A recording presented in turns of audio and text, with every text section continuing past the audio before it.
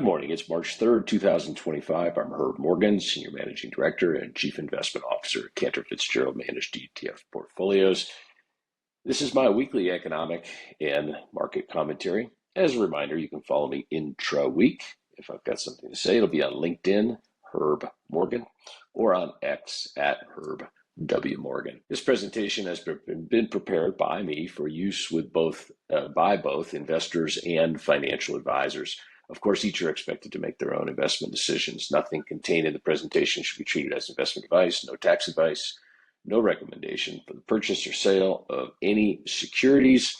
The views expressed herein are mine and mine alone, do not necessarily reflect the views of CFIA's parent, affiliates, or other portfolio managers at the firm.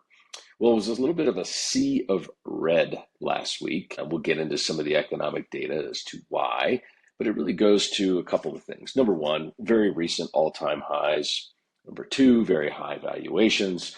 And number three, growing uncertainty around policy, especially trade policy, what that implementation will be like, including as soon as tomorrow, additional tariffs on Canada, Mexico, and China. That sent markets down. Emerging markets took the biggest hit, as you can see there, down about 4.3% on the week. That caused a flight to quality, caused yields on the 10-year Treasury to drop down to about 4.24 as of the end of the last week, and of course gave investors in longer dated U.S. Treasury securities, the 20-plus Treasury Index, sizable returns last week, about 3.25% on the week. Let's get into the economic data. Housing prices continue to be very high, very strong. And in December, the FHFA Home Price Index gained about 0.4% and is up almost 5% on a year-over-year basis. S&P Case-Shiller Index for December told essentially the same thing, up about 0.5% in the month of December, 4.5% higher for a year ago. Pending home sales in terms of volume, though, continues poor. The estimate was for a 0.9% decline in January. It was down 4.6%. And volume of homes, so prices up 5%, but volume down about 5%. That reflects high prices and certainly reflects high interest rates, mortgage rates. New home sales reflect the same story. In January, new home sales down at an annualized pace of about 10.5%. It's about 5 times what was expected. Of course, that does come on the heels of, as you can see over here on the right, a pretty sizable gain in December. And this also reflects the issues around prices, affordability, and mortgages. But to be fair, in January, we had some harsh winter conditions in a large swath of the country. And it is expected, of course, that spring will come and spring and summer buyers will be back out looking at new home sales. However, on the more bad news front, we see consumer confidence continuing to decline. Fell from 105.3 in January fell from 105.3 to 98.3, well below the estimate of 102.5. Present situation, lower expectations, big drop, 82 down to 72 or 82 down to 73. It's the largest monthly drop in Conference Board's reading of consumer confidence since August of 21. Again, what do people cite? They cite the uncertainty around trade policy implementation and inflation. Inflation does not seem to be going down, as we saw from the CPI and the PPI data 2 weeks ago. We got PCE data, which I'll tell you about in a second, and people's expectations for future inflation. Sometimes expectations can drive reality. Expectations are actually rising, so that's not particularly good. The other thing we got last week that wasn't particularly good was a surprise uptick in weekly jobless claims from 220 to 242. You can see the red over here. That's the 4-week moving average actually trending higher. That's now above 220. But continuing claims for unemployment were, I want to say, unchanged. I guess that's a slight drop. All of these numbers on this page are low. So let's keep that in mind. I've got the top of the chart here at 270. Anything below 300, the economy is adding jobs. You get down to the low 200s, it's quite inflationary. So you could look at this and say, well, maybe this is a little bit of a disinflationary pressure in wages. But the reality is we've had these spikes all throughout the last few years. You can see spike, spike, spike. Will this be reversed? Does this start a new trend? Nobody knows at the moment, but there's really nothing in there to suggest that we're suddenly going to get a surge in weekly initial claims for unemployment. Probably the biggest data metric last week was fourth quarter GDP. The fourth quarter GDP remained at the original estimate of 2.3%. Personal consumption unchanged at 4.2. Residential investment grew 5.4. Non-residential fell 3.2. We had great quarters last year. 2024 was great for GDP. We had 1.63031 in the first three quarters. For all of 2024, we came in at 2.8. Nominal GDP was 5.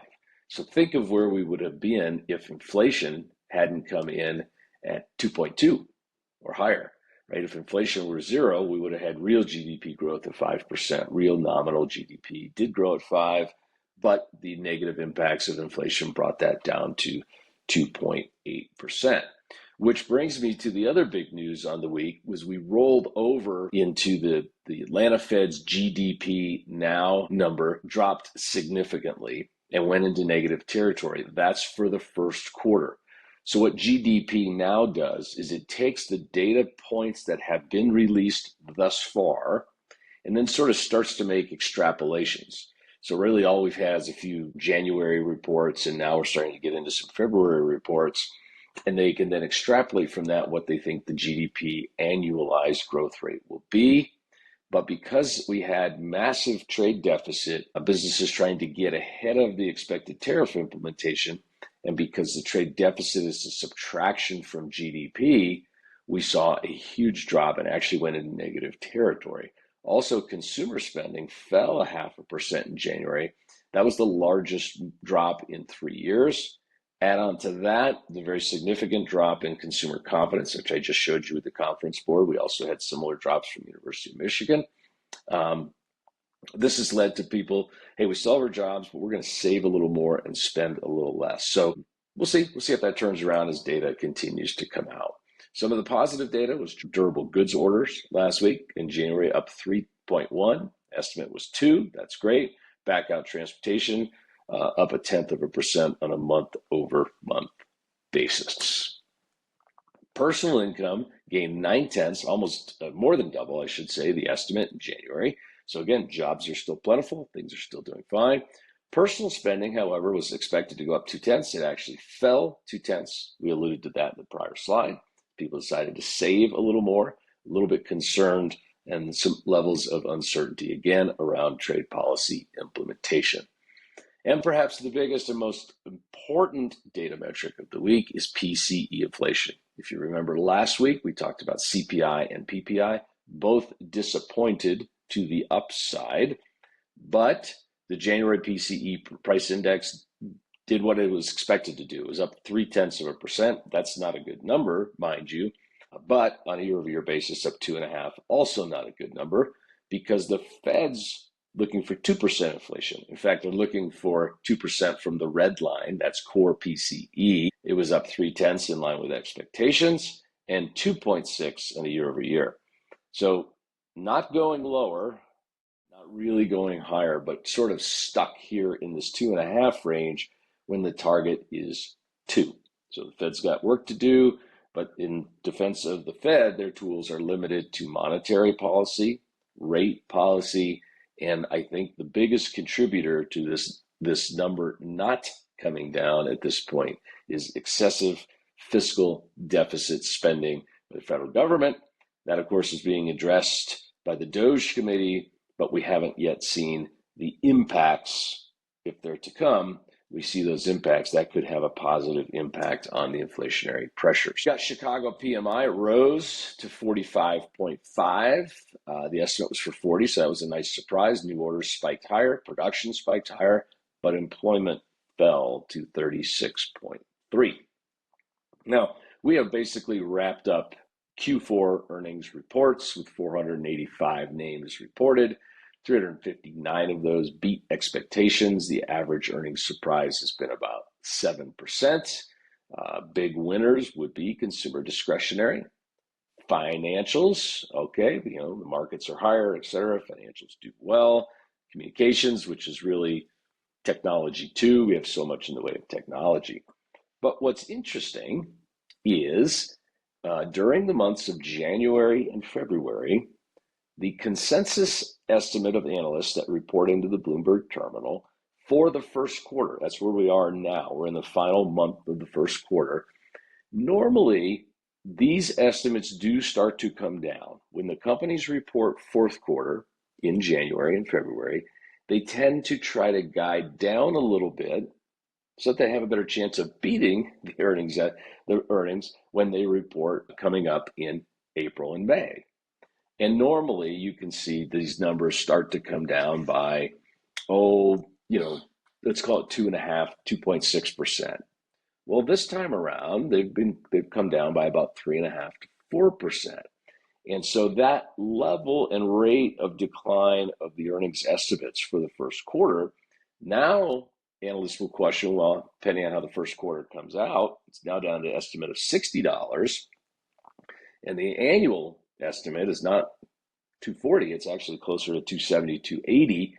Will the annual estimate come down? And given the fact that the PE multiple is already very high on the estimated earnings, if the estimated earnings number starts to drop, this goes to my, what I've been saying for 2 months now. I still think this correction, 10, 15, maybe a little more percent is likely, even in the face of a good and strong and growing economy. I still think this is likely. Maybe it started last week. We don't know. We're still very close to the all-time high from 2 weeks ago. This week, let's talk about economic data. There's lots this week. We've got manufacturing, PMIs from both S&P Global and ISM for the month of February. There's final readings expected to both be above 50. That's good. That means growth. Construction spending, auto sales expected to be getting closer back to that 16 million annualized pace. Then we get into the jobs reports on Wednesday, ADP. Then we get the two services readings. S&P Global Services is expected to go below 50. That is not good. It was below 50 in January. So we don't want to see back-to-back months declines in services, even though we're happy to see the ISM reading says, no, we're fine, we're at 53. Factory orders expected to grow 1.4%. Fed will put out the beige book ahead of its upcoming meeting. Jobless claims expected at 235, trade deficit at 91 billion. Fourth quarter productivity, labor costs also due Thursday, and then the big BLS report, Bureau of Labor Statistics, expected to show 4% unemployment. January consumer credit expected to have expanded by about $14 billion. Well, I'll be back to you again in 1 week. This is available as a podcast, but the best way to get it is on the YouTube channel, because that's where you get the graphs and charts. Slaying Bulls and Bears. We try to make the complex complicated, simple, and sensical. I will be back to you again in 1 week.